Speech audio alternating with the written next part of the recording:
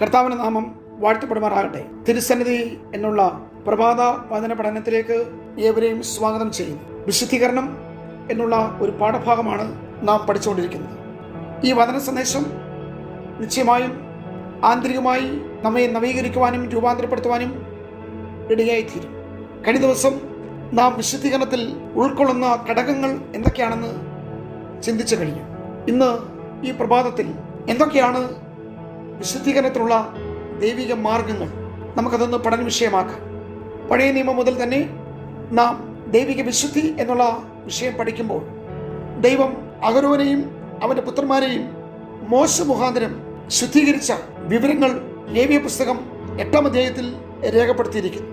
വെള്ളത്താലും അഭിഷേക തൈലത്താലും യാഗമൃഗത്തിന്റെ രക്തത്താലും അവരെ വിശുദ്ധീകരിച്ചു എന്ന് ലേവ്യ പുസ്തകം 8:9 12-ാമത് വാക്യത്തിലും 23-ന്റെ 24-30 വാക്യങ്ങളിലും നമുക്ക് കാണുവാൻ കഴിയും. പുതിയ നിയമകാലത്തും ഈ 3 മാർഗങ്ങളിലൂടെയുള്ള ശുദ്ധീകരണം നടക്കുന്നതായി നമുക്ക് കാണാം. അതിൽ വെള്ളം എന്നത് ദൈവവചനത്തെയും അഭിഷേക തൈലം പരിശുദ്ധാത്മാവിനെയും രക്തം യേശുവിന്റെ കാൽവറി മരണത്തെയും സൂചിപ്പിക്കുന്നു. നമുക്ക് വീണ്ടും പുതിയ നിയമഭാഗങ്ങളിലേക്ക് പ്രവേശിക്കാം. വചനം മൂലം നാം ശുദ്ധീകരിക്കപ്പെടുന്നു.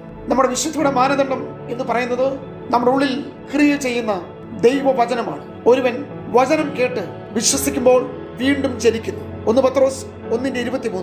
വചനം അവനെ നിർമ്മലീകരിക്കുന്നു. സങ്കീർത്തനങ്ങൾ 119:9.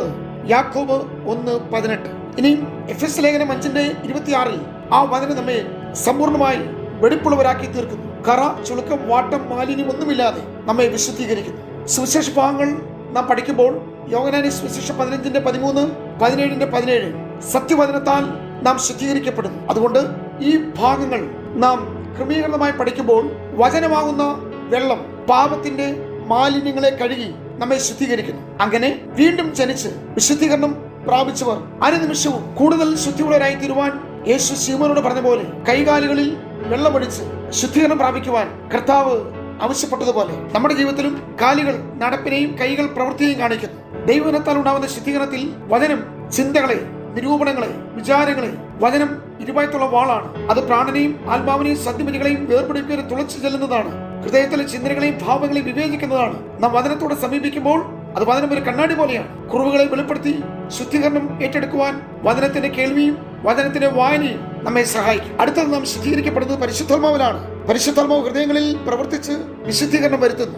1 കൊരിന്ത്യർ 6:11. അങ്ങനെയുള്ളവരെ ആത്മാവിന് വിശുദ്ധീകരണം പ്രാപിച്ചവർ എന്ന് നാം വിളിക്കുന്നു. റോമാലേഖനം 15:15, 2 തെസ്സലോനിക്കർ 2:13, 1 പത്രോസ് 1:2. ഇനി നാം ആത്മാവിന്റെ വ്യാപാരം പകർച്ച മൂലം നവീകരിക്കപ്പെടുന്നു. അല്ലെങ്കിൽ നിരന്തരമായുള്ള ആത്മാവിന്റെ സാന്നിധ്യം നമ്മളിൽ ക്രിയ ചെയ്യുമ്പോൾ നാം വീണ്ടും വിശുദ്ധിയിൽ ശക്തിപ്പെടുന്നു. തീത്തോസ് 3:7. ഒരു പാപി ദൈവവചനമാകുന്ന വെള്ളത്താലും പരിശുദ്ധാത്മാവിനാലും പുതിയതായി ജനിക്കുകയും വിശുദ്ധീകരിക്കപ്പെടുകയും ചെയ്യുന്നു. പ്രിയമുള്ളവരെ, നാം വീണ്ടും പുതിയ നിയമത്തിലെ സത്യങ്ങൾ ഗ്രഹിക്കുമ്പോൾ നമുക്ക് മൂന്നാമതായി കാണുന്നത് യേശുവിന്റെ രക്തത്താൽ നാം ശുദ്ധീകരിക്കപ്പെടുന്നു. 1 യോഹന്നാൻ 1:7. ദൈവപുത്രനായ യേശുവിന്റെ രക്തം സകല പാവവും പോക്കി നമ്മെ ശുദ്ധീകരിക്കുന്നു. യേശുക്രിസ്തു ഒരിക്കലായി കഴിച്ച ശരീരയാഗത്താൽ നാം വിശുദ്ധീകരിക്കപ്പെട്ടിരിക്കുന്നു. എബ്രായ ലേഖനം 10-ാം അധ്യായം 10-14 വാക്യം. വീണ്ടും 13-ാം അധ്യായം 12-ാമത്തെ വാക്യം. യാഗമൃഗങ്ങളുടെ രക്തം ഇസ്രായേൽ മേൽ തളിച്ച് നിയമം ചെയ്തതുപോലെ ദൈവപുത്രനായ ക്രിസ്തുവിന്റെ നിയമരക്തത്താൽ വിശുദ്ധീകരണം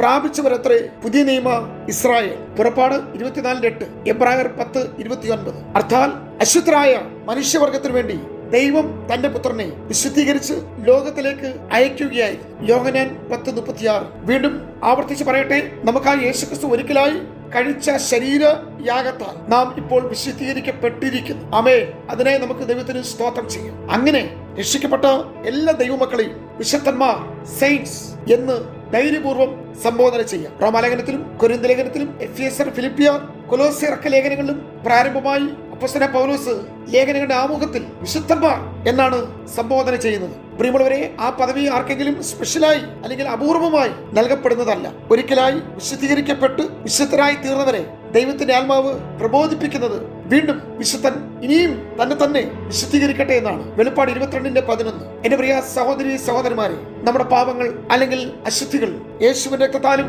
പരിശുദ്ധാത്മാവിനാലും ദൈവവചനത്താലും കഴുകിക്കളയുന്നുവെങ്കിൽ നാം വിശുദ്ധീകരണം പ്രാപിച്ചിരിക്കുന്നു. അപ്രകാരം ആത്മാവിന്റെയും വചനത്തിന്റെയും രക്തത്തിന്റെയും സഹായത്താൽ ശുദ്ധീകരണം പ്രാപിച്ച ദൈവമക്കൾ നിശ്ചയമായും വിശുദ്ധന്മാരുടെ പട്ടികയിലാണ് അവർ സ്ഥാനം. ഈ വചന കേൾവി നമ്മുടെ ജീവിതത്തിൽ വിശുദ്ധി വർദ്ധിക്കുവാൻ, നമ്മുടെ കർത്താവ് വിശുദ്ധനായിരിക്കുന്ന പോലെ ആ വിശുദ്ധിയിൽ തുടരുവാൻ നമ്മെ സഹായിക്കുന്നത് പരിശുദ്ധാത്മാവും ദൈവവചനവും ക്രിസ്തുവിന്റെ രക്തവുമാണ്. നമുക്ക് ദൈവ സാന്നിധ്യത്തോട് സമീപിക്കാം. ആ രക്തം നമുക്ക് വേണ്ടി ഇന്നും ഗുണകരമായി സംസാരിക്കുന്ന ക്രിസ്തുവിന്റെ പുണ്യാക രക്തമാണ്. അത് പ്രതികാരത്തിന്റെ രക്തമല്ല, ഇന്നും പാപങ്ങളെ കഴുകുവാനും മായ്ക്കുവാനും ശക്തിയുള്ള കുഞ്ഞാടിന്റെ രക്തമാണ്. നിങ്ങളെ വീണ്ടെടുത്ത നിയമരക്തമാണ്. അതെ, ആ രക്തത്താൽ ഇന്നും നിങ്ങൾക്ക് വിശുദ്ധീകരണം പ്രാപിക്കും. ദൈവവചനം നമുക്ക് വിശ്വസിക്കുകയും ഏറ്റുപറയുകയും വചനത്തോടെ നമ്മുടെ ജീവിതത്തെ പരിശോധിക്കുവാൻ നാം തയ്യാറാണെങ്കിൽ കർത്താവ് പറയുന്നു, ഞാൻ നിങ്ങളോട് സംസാരിച്ച വചനം, ഈ വചനം ഇപ്പോൾ നിങ്ങളെ വിശുദ്ധിയിൽ നിലനിർത്തുവാൻ പര്യാപ്തമാണ്. നന്മയേത്, തിന്മയേത്, തെറ്റേത്, ശരിയേത്, നീതി ഏത്, അനീതി ഏത്, ലൗകികമേത്, സ്വർഗീയമായതേത്, ദൈവികമായതേത്, മാനുഷ്യമായതേത്, താൽക്കാലികമായതേത്, നിത്യമായതേത് എന്ന് തിരിച്ചറിയുവാൻ നമുക്ക് കഴിയുന്നത് വചനത്തെക്കുറിച്ചുള്ള ഉൾക്കാഴ്ചയാണ്. അപ്രകാരം വചനത്തിൽ നിലനിൽക്കുന്ന ഒരു വിശ്വാസിക്ക് വിശുദ്ധന് പരിശുദ്ധാത്മാ ദിനത്തോറും ശക്തി പകർന്ന്, കൃപ പകർന്ന്, അഭിഷേകം പകർന്ന്, പരിശുദ്ധാത്മാവിന്റെ നവീകരണത്താൽ നാം ദിവസേന ആത്മീയ അനുഭവങ്ങളിൽ വളരുവാൻ നിശ്ചയമായി നമുക്കിടയായിത്തീരും. അവിടെ ഇനി നിങ്ങളെ പരാജയപ്പെടുത്തുവാൻ ഒരു ശക്തിക്ക് കഴിയത്തില്ല, ഒരു പാപത്തിന് കഴിയത്തില്ല, ഒരു ലോകത്തിന്റെ സ്വാധീന ശക്തിക്ക് കഴിയത്തില്ല, ജഡിക താല്പര്യങ്ങൾ കഴിയത്തില്ല. അവിടെ നിങ്ങൾ വിശുദ്ധീകരിക്കപ്പെടും. നിങ്ങൾ വിശുദ്ധിയെ തോൽപ്പിക്കുവാൻ, ഇല്ലാതാക്കുവാൻ ഒരു പിശാചിന് കഴിയത്തില്ല. നിങ്ങൾ ജയാളികളാണ്. ഈ ജയത്തിൽ ജീവിക്കുവാൻ കർത്താവ് നമ്മെ സഹായിക്കട്ടെ. God bless you.